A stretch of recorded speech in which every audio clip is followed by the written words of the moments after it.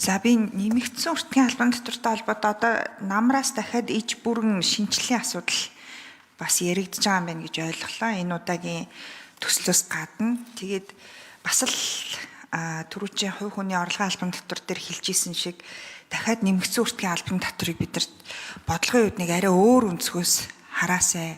Дараагийн өөрчлөлт шинжилгээ бас нэг үүнийг нэг харгалзаж үзээд оруулж ирээсэй гэж бодож саналаа хэлье.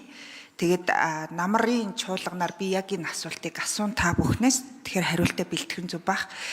За дэлхийн улс орнууд нэмэгдсэн өртгийн албан татварыг нэг талдаа өрхийн орлого, өрхийн зардлыг бас тодорхой хэмжээгээр хамгаалах. За зарим тохиолдолд ядуу өрхийн, орлого багтаа өрхийн орлогыг хамгаалах. За бүр зарим улс орнуудын хувьд одоо жишээ нь суур хүнсний бүтээгдэхүүнийг нэмэгдсэн өртгийн албан татварыг жишээ нь тэглэх хүртэл ийм бодлогын арга хэмжээнүүд авч яана л да. Жишээлбэл хүүхдийн сүүн тижээлэг нөөтийг тэглэх. За хүнсний бүтээгдэхүүн өндөг гурилан бүтээгдэхүүн ч гэдэг юм ингээд эдгээр бүтээгдэхүүний нэмэгдсэн өртгийг тэглэх замаар иргэдийнхаа суур хүнсний хангамжийн асуудлыг бас яг энэ татврын бодлогоор дамжуулж шийдэж байна. Тэгэхээр бид нар яг нэг ийм талаас нь нэг арай өөр талаас нь нэмэгдсэн өртгийн албан татврыг бас нэг яриасаа нийгмийн юм хилцүүлгийг өрнөөсөө гэж бодоод байгаа юм. Манай улсын хувьд одоо жишээ нь эрүүл хүнс үр хайлын хүнсний эрүүл одоо хэрэглээрүү бид нар дэмжиа гэвэл яг тухайн үр хайлын 1 сарын өрхийн одоо 3 хүүхэдтэй өрхийн одоо дундаж байд юм уу те хамгийн суур хамгийн эрүүл ямар хүнсний сувраг ямар бүтэц байж болох вэ гэдгийг жишээ нь эрүүл мэндийн яамд бодлогоороо гаргаад нийгмийн эрүүл мэндийн хүрээлэнтэйгээ хамт гаргаад за түүнийг татврын бодлогоор буюу нэмэгдсэн өртгийн албан татврын бодлогоор дэмжиж эдгээр хүнсний бүтээгдэхүүнийг нөөтийг тэглэе гэд ингэж нөөтийн бодлого маань үр хайлтаа мэдрэгдмээр байгаа гэсэн үг.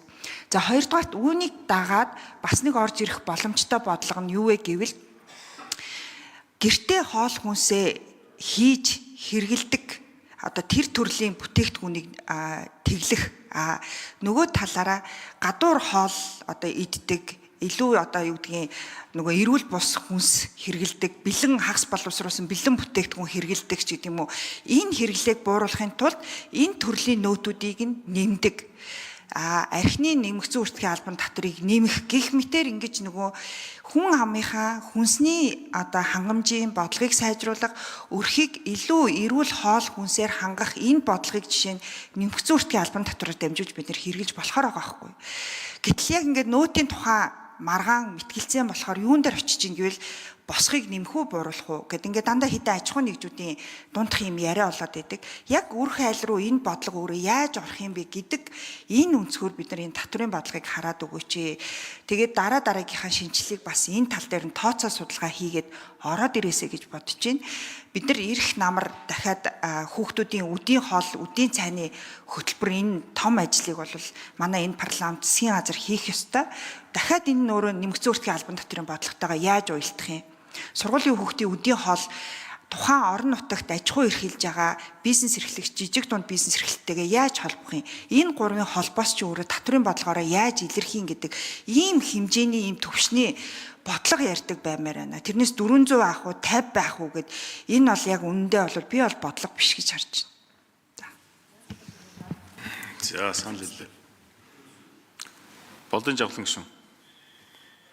За би хэлье гэж бодож ирсэн зүйлийг мань сая баасан жаргал шүү бараг хэлчих шиг боллоо дөө. Бид яг нөөтийн бодлого дээр аж ахуй нэгж рүүгээ чиглэсэн. Иргэд буюу яг эцсийн нөөтийн татварыг төлөгч рүү гэж чиглэсэн энэ бодлогод аягүй зөв зааглаж бодлого гаргаж ирэх хэрэгтэй. За энэ удаа хөндсөн аж ахуй нэгжүүд дээр гарч ирдэг тэр нэг жижиг аж ахуй нэгжүүд дээр гарч ирдэг нэг тайлагналын зовлон байт. Тайлагнал нь өөрөө их зовлон том тайлан гаргадаг. Тэгсэн мэтлээ жижиг аж ахуй нэгж тэн дээр мэрэгжлийн нягтлан хэрэгтэй тэргээ за 10% гэдэргээд тэнд 10%-ийг одоо байхгүй болгосноор сая баасны гишүүний ярьсан яг тэр өрх гэр одоо эцсийн худалдаа авагчид ямар ч нөлөө байхгүй. Ямар ч нөлөө байхгүй. Харин тэр ихэнх аж ахуй нэгжүүд дээр тэр чин баг буцаад нөгөө нөөт төлдгөө аж ахуй нэгжүүдийн тэр хэсэг одоо мөнгөнд түн чинь нөөд төлдөг аж ахуйн нэгжүүд дээр торгуул болчиход байгаа байхгүй. Торгуул болчиход. Тэгээ нөөд төлдгүүнүүд чи одоо тэр бусад аж ахуйн нэгжүүдтэй хамт ингээд эргэлтэнд орж чадахгүй. Нөө гинжиндээ орж чадахгүй болж байна. Суграа үлдчихнэ. Тэгэхээр намар төсөв өргөн барихтаа уг нь засгийн газар яг тэр одоо аж ахуйн нэгжүүд рүүгээж тэр иргэд рүүгээ чиглэсэн эцсийн татврын төлж байгаа тэр хэсэг рүүгээ чиглэсэн бодлогуудаа бас оруулж ирэх хэрэгтэй. За тэн дээр ямар шийдлүүд байгаа вэ гэхээр энэ 50 саяын босхийг 400 болгоод гэхдээ нөөц төлөгч хэвээрээ байна. Хэвээрээ байна. Гэхдээ хялбаршуулснаар 1% төлнө. 1% төлнө. Нөөц төлөгч хэвээрээ. Тэгэхээр нөгөө сүлжээнээс нөгөө гинжнээсээ гарахгүй, сугарж үлдэхгүй, хин ч огрохгүй. Нөгөө томууд нь ч огрохгүй, жижигүүд нь ч огрохгүй. Ийм байдлаар шийдэж явчих боломж байгаа байхгүй юу? Харин яг тэр эцсийн татвар төлөгчөө бол сая одоо энэ хувийн орлогын дотор шаталж байгаа шиг одоо 2%, 5%, бүр 100%, юу 10% те 100% буюу 10% буцаан олгох ийм шатлснуудаар бас оруулж ирж болно. Тэр судалгаанууд бол хийгдсэн байна. Ингээд яг нөөтийнхөө уг нь яг цогцоор нь том бодлого гэдэг нь энэ юм байна. За дээрэс нь аж ахуйн нэгж дээр бас юу үлдчихэд байгаа вэ гэхээр манай нөөт бол ингээд шууд хугацаагаар шахчихдаг. Уг нь бол яг мөнгөн суурьтай буюу борлуулалтанд холбогдуулж нөөтөө авдаг байх хэрэгтэй.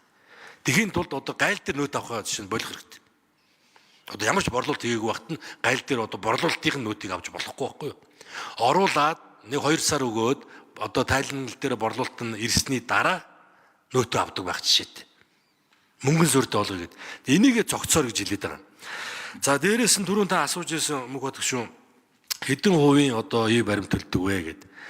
За тэгэхээр 400 болгоно гэдэг юм түрүүн хэллээ шүү дээ. Тэр 72% хүрчээд одоо цаашаа 90% болгоно гэд тэр зорилтыг бүр байхгүй болоод бүр эсэргээрээ доош явчихна.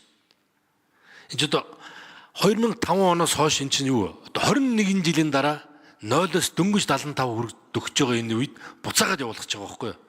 16 оных чинь бол нөөтийг ий баримттай болсон. Энэ бол маш том одоо ололт, маш том дэвшил байсан. Ий баримттай болгосон мөн одоо урамшуул 2 үеийн буцаан ололт буюу энэ одоо урамшуул суглаа гэдэргээд маш зөв систем рүү орсон учраас энэ ий баримт дээр суурилснаас хойш маш хурдтай нэмэгдсэн. 45-аас ерөөсө 6 жилийн дотор 70 гараа авчиж байгаа байхгүй.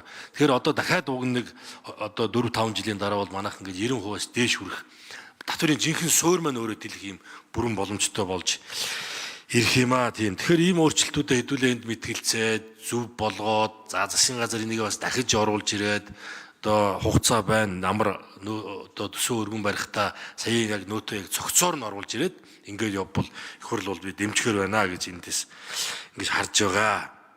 Тий. За тийм учраас энэ удаадаа бол тэр 50 саяыг 400 сая Баасан жаргалдаг шүү. Баасан жаргалдаг шүү тодорхой. За би бүр илүү тодорхой нэг жишээн дээр ирчих. Жишээ нь хүүхдийн шимт хижээлийг нэмэгдүүлэх маш хүчтэй бодлогын нэгэн жишээ татврын бодлого байж болохоор байна. Шин өндөг, шин сүү, хүүхдийн шимт хижээлтэй тижээлүүдийг нэмэлт хүнсүүдийг, нэмэлт одоо хүнсний ногоонуудыг бид нар нөөтөөс чөлөөлөх юм бол эсрэгээрээ сахар ихтэй ус, ундаа, жуусч гэдэг юм уу, сахар ихтэй бүтээгдэхүүнүүдийн нөөтийг буцаагаад эсрэгээр нэмээд ингэж энэ нөөтийн бодлогоор дамжуулаад хүүхдүүдийнхээ шимт хижээлийг сайжруулах ийм бодлого байж болно гэж хараад байгаа. Үүнийхэн цаана орон нутгийн жижиг дунд бизнес эрхлэгчдийн бизнесийн маш том одоо татврын бодлогын дэмжлэг үүснэ гэж. Тэгэхээр энэ яг нөөтийг одоо түрүүн жахлан сайдын хэлдэг зөвхөн аж ахуйн нэгжид зориулсан ийм байдлаар энийг битгий хараач. Яг хэрэглэгч талаас нь, өр хайл талаас нь, жижиг дунд бизнес эрхлэгчдэд үзүүлэх нөлөө талаас нь ингээ бүтэн экосистемээр нь энийг ингэж нэг том дүр зургаар нь За үг хэлээ.